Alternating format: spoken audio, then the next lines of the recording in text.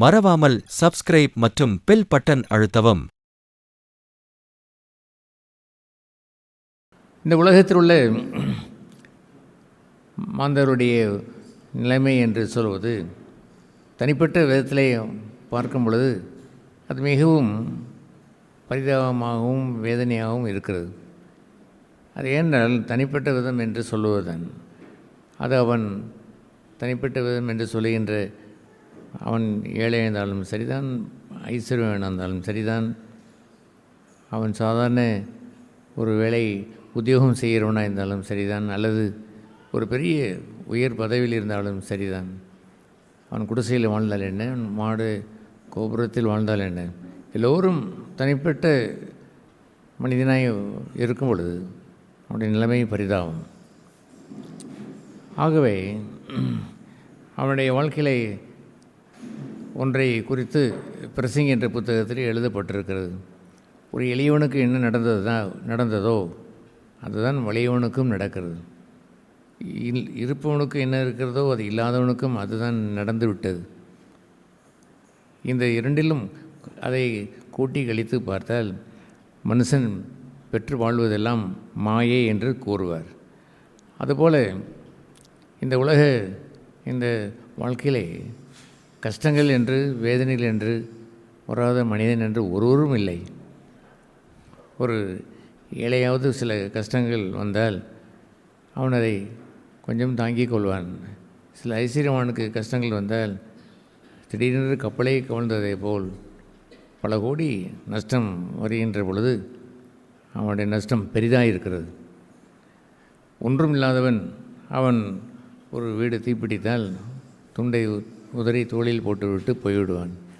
ஒரு மாளிகையை கட்டினவனுடைய வீடு எரிந்து போய்விட்டால், சமீபத்தில் நடந்த இந்த ஹாலிவுட் சிட்டி என்று சொல்கிற அந்த அமெரிக்க தேசத்தில் உள்ள அந்த அருமையான ஒரு நகரம், கோடி கோடி விலை மதிப்பில்லாத இந்த நகரங்கள், அந்த வீடுகளெல்லாம் எரிந்து போயின. 1000 2000 அல்ல, பல்லாயிரக்கணக்கான வீடுகள் எரிந்து போயின.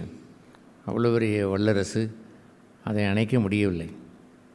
அது தீ போல் தோன்றவில்லை, ஏதோ வானத்திலிருந்து விழுந்த அக்னி போல் தோன்றியது என்றெல்லாம் கூட அந்த தீயணைக்கும் படையினர் கூறினார்கள்.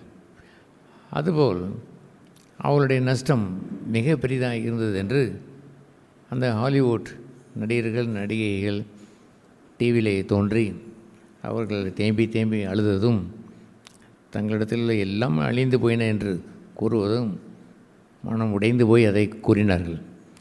எனவே எல்லாவற்றையும் மொத்தமாய் நாம் பார்க்கும் பொழுது இந்த உலகத்தில் ஒரு தனி மனிதன் என்று இருக்கிற அந்த பகுதியிலே எல்லோருக்கும் ஒரே விதமான அந்த துன்பங்கள் வேதனைகள் வரத்தான் செய்கிறது.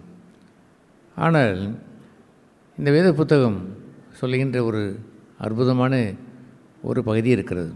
அது என்ன பகுதி என்றால், புலம்பல் என்ற இந்த வேத புத்தகத்தில் ஒரு பகுதியிலே எரேமியா புத்தகத்திற்கு பிறகு வருகிற இந்த புலம்பல் 3ஆம் அதிகாரத்தில் நாமோ என்று ஒரு கூட்ட ஜனத்தை சொல்லுவார்.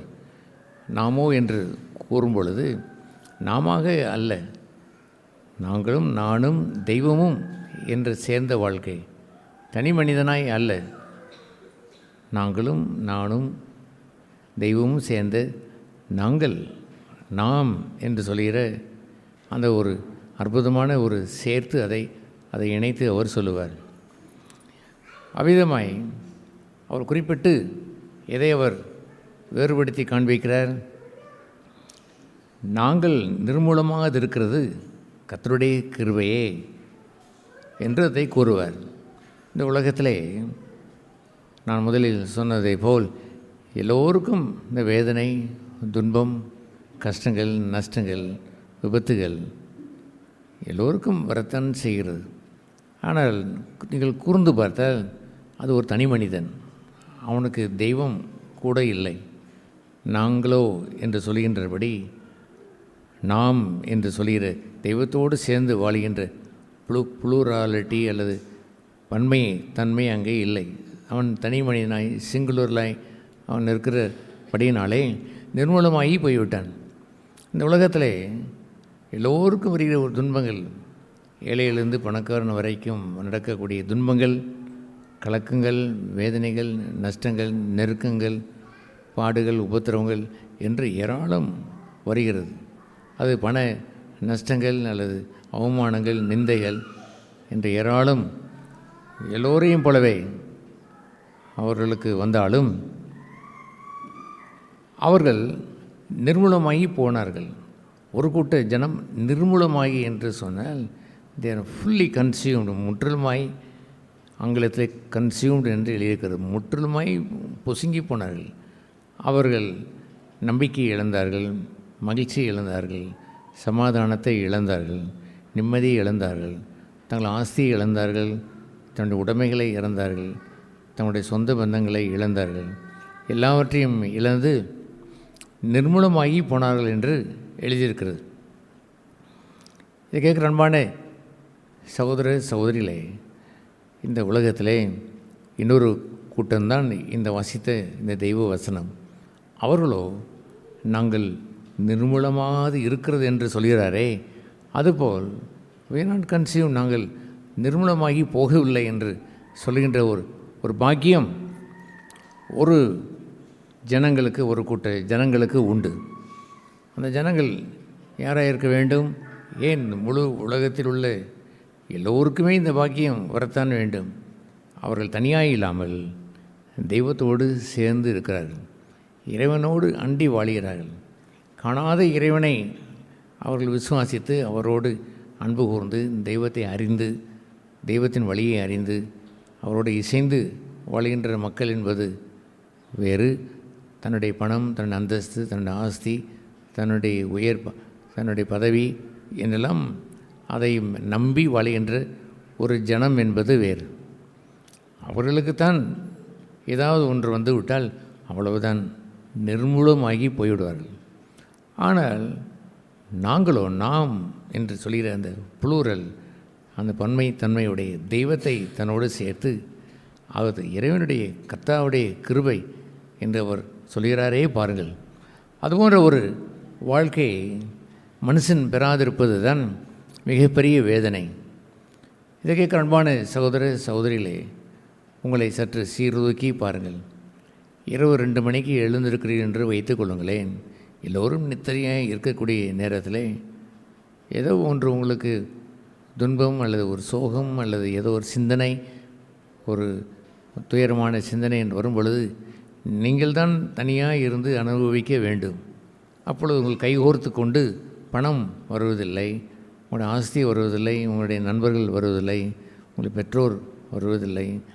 எல்லோரும் அங்கே இருந்தால் கூட தூங்கி கொண்டு இருப்பார்கள். நீங்கள் தனியாகத்தான் இருப்பீர்கள்.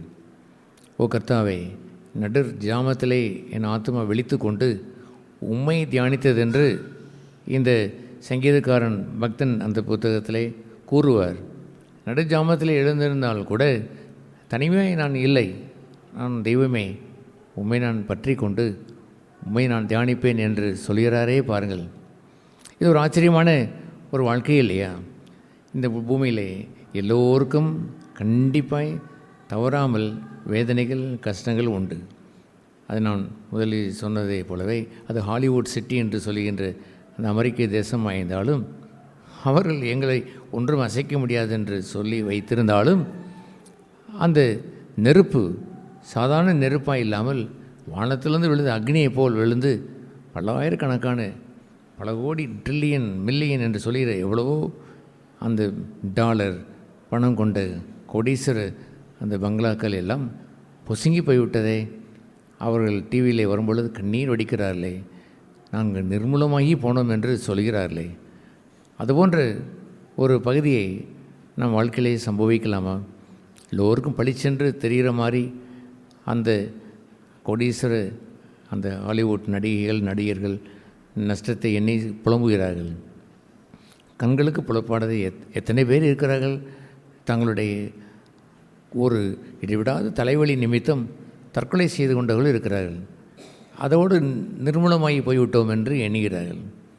ஏதோ ஒரு கடன் காசு வரவில்லை என்பதற்காகவே தன் உயிரை மாய்த்து கொண்டவர்கள் இருக்கிறார்கள்.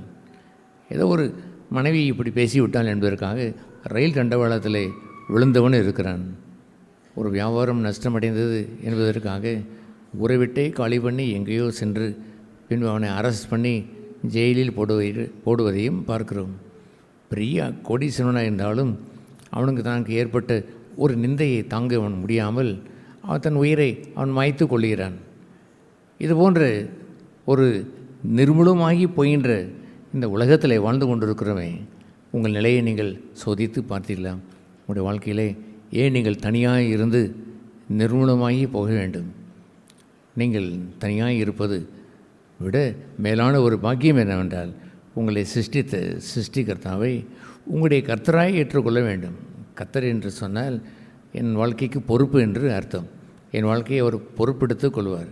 கர்த்தரின் மெய்ப்பர் என்று சொன்னால் அந்த ஆடு சொல்வதை போல் என் ஆடு அவருக்கு முன்பாக மெய்ப்பருக்கு முன்பாக நின்று நீரே என் வாழ்க்கையை பொறுப்பெடுத்து கொள்ளும் என்று அந்த மேய்ச்சலிலே வந்து சேர்ந்து விடுகிறது.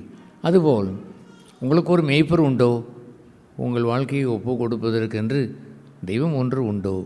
கர்த்தரை நீங்கள் பெற்றிருக்கிறீர்களா? அது சர்வவல்ல தெய்வம் உங்களுக்கு கர்த்தராய் வந்துவிட்டது என்று சொன்னால் இனி நீங்கள் தனியாக இருப்பது இல்லை. நீங்கள் வெறும் ஒரு துளி தண்ணீராக இருந்தாலும் தெய்வம் சமுத்திரம். அந்த ஒரு துளி சமுத்திரத்தில் விழுந்து விட்டால் எல்லாம் சமுத்திரமாய் மாறிவிட்டது. இனி அந்த ஒரு துளியை பிடுங்கி எடுத்து அதை அழிப்பதற்கென்று முடியாது. ஏனென்றால் அந்த ஒரு துளி தெய்வத்தோடு சேர்ந்து விட்டது என்பதுதான். இதுக்கு அன்பான சகோதரர்களே, தெய்வம் நம்மை தேடி வந்தார். சமுத்திரம் நம்மை தேடி வந்தது, இந்த ஒரு துளியை தேடி வந்தது. ஆனால் மனுஷனோ தெய்வத்தை அவன் ஏற்றுக்கொள்ளாமல் தானே எல்லாம் செய்து கொள்ளலாம் என்று எண்ணி வாழுகிறானே, அதனுடைய முடிவு என்னவென்று சொன்னால் அவன் நிர்மூலமாகி போகிறான். இந்த உலகத்திலே துன்பமும் துக்கமும் எல்லோருக்கும் வரும் என்பதை ஒரு இயற்கையே நமக்கு கற்றுக் கொடுக்கிறது. 5 காலங்கள் என்று சொல்லுகிறது. இலையுதிர் காலம் என்று ஒரு காலம் வரும் பொழுது அதில் உள்ள பழங்கள் இல்லை, காய் இல்லை, பூ இல்லை, எல்லாம் இலையும் கூட கொஞ்சம் கொஞ்சமாய் உதிர தொடங்கி விடுகிறது. ஆனால் அதுவே காலம் என்று முற்றுப்புள்ளி வைத்து அந்த மரம் செத்து போவது இல்லை. பின்பு வசந்த காலம் என்று மழை காலம் வரும், பின்பு வசந்த காலம் என்று ஒன்று வருகிறதே. தெய்வம் காலத்தை மாற்ற வல்லவர் என்பதை ஒரு மனுஷன் அறிந்திருக்க வேண்டும். தெய்வத்தின் கையில் அவன் அடங்கியிருந்தால் அந்த இலையுதிர் காலத்தோடு வாழ்க்கை முடிந்தது என்று நிர்மூலமாகி அவன் போய்விட மாட்டான். இறைவனை அண்டி வாழ்கிறவன் நிச்சயமாய் தன் வாழ்க்கையிலே வசந்த காலத்தை காண்பான். ஆகவே தான் இந்த வேத வாக்கியம் கூறுகிறது, நாங்கள் நிர்மூலமாகவில்லை. இந்த உலகத்திலே கஷ்டங்கள் வரும் பொழுது, வேதனைகள் வரும் பொழுது, சோகங்கள் வரும் பொழுது, நிந்தைகள் வரும் பொழுது, அவமானங்கள் வரும் பொழுது நிர்மூலமாகி போய்விட்டார்கள். நம்பிக்கையே இல்லாதவர்களைப் போல் மாறிவிட்டார்கள். முழு சமாதானத்தையும் இழந்து விட்டார்கள். ஒரு பொட்டளவு கூட சந்தோஷம் இல்லை என்று சொல்லிற இடத்தில் வந்து எல்லாம் வடிந்து போய் எல்லா இலையும் உதிர்ந்து விழுந்ததை போல் நின்று கொண்டு இருக்கிறார்களே. அதுபோன்ற ஒரு இடத்திற்கு நாம் போவது சரிதானா? நீங்கள் தனிமையாக வாழ்வது சரிதானா? உங்கள் வாழ்க்கையிலே உங்களை சிருஷ்டித்த சிருஷ்டிகர்த்தா வேண்டும்.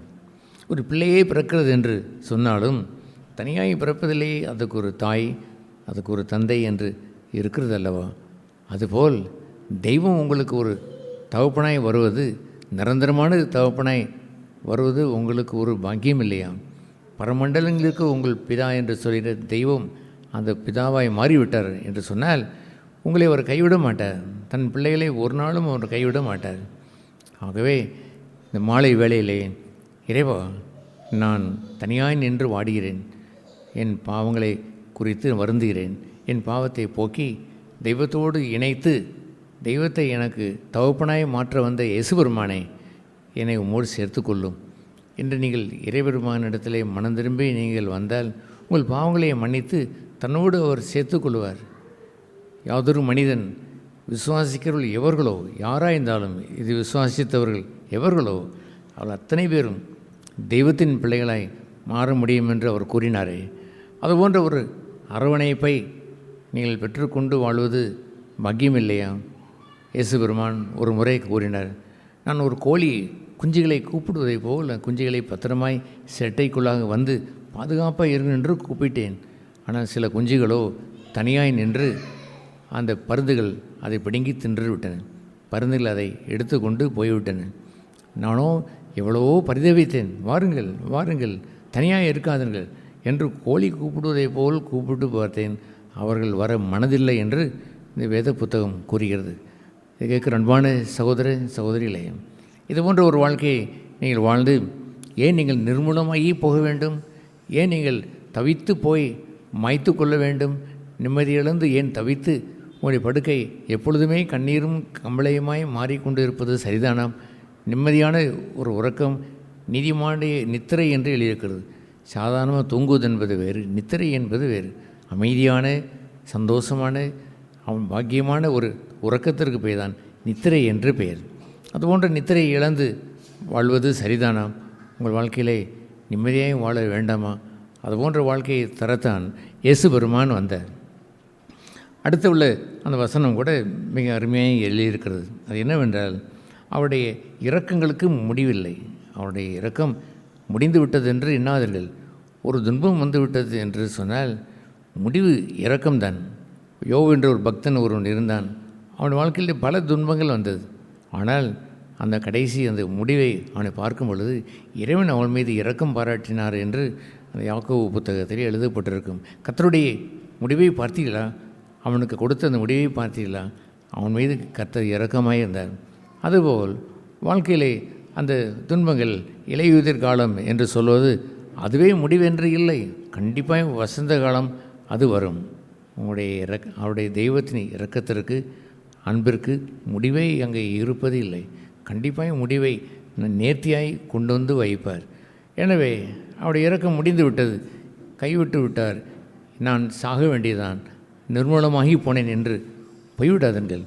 தெய்வத்தை அண்டி நீங்கள் வந்துவிட்டீர்கள் என்று சொன்னால் உங்களுடைய வாழ்க்கையிலே தெய்வத்தின் இரக்கம் முடிவடைவது இல்லை என்ற பாக்கியம் உங்கள் வாழ்க்கையிலே கிடைக்கும். அதை எடுத்து சொல்கிற இன்னொரு உண்மை என்னவென்று சொன்னால், அவைகள் தெய்வத்தினுடைய இரக்கத்திற்கு காலைதோறும் புதியவைகள் என்று எழுதியிருக்கிறது. உமது உண்மை பெரிதாக இருக்கிறது என்றும் கூறுகிறது.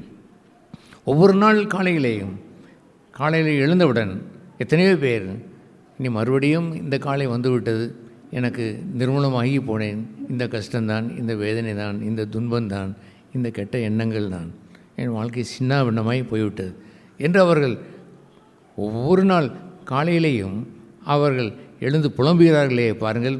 ஆனால் இங்கேயோ தெய்வத்தை தன்னுடைய பங்காய கொண்டவன், நாம் என்று சொல்லக்கூடியவன், நாம் நிர்மூலமாய் ஆகாது இருப்பது என்று தெய்வத்தோடு சேர்ந்து கொண்டவன், அவனுடைய வாழ்க்கையிலே எந்த பிரச்சனை இருந்தாலும் ஒரு நாளைக்கு மாத்திரம்தான் வைத்திருப்பான் என்று வேதம் கூறுவதை பாருங்கள். எவ்வளவு பிரச்சனை வந்தாலும் என் வாழ்க்கையின் சுமை என்றவன் தூக்கி வைத்து கொள்ள மாட்டான்.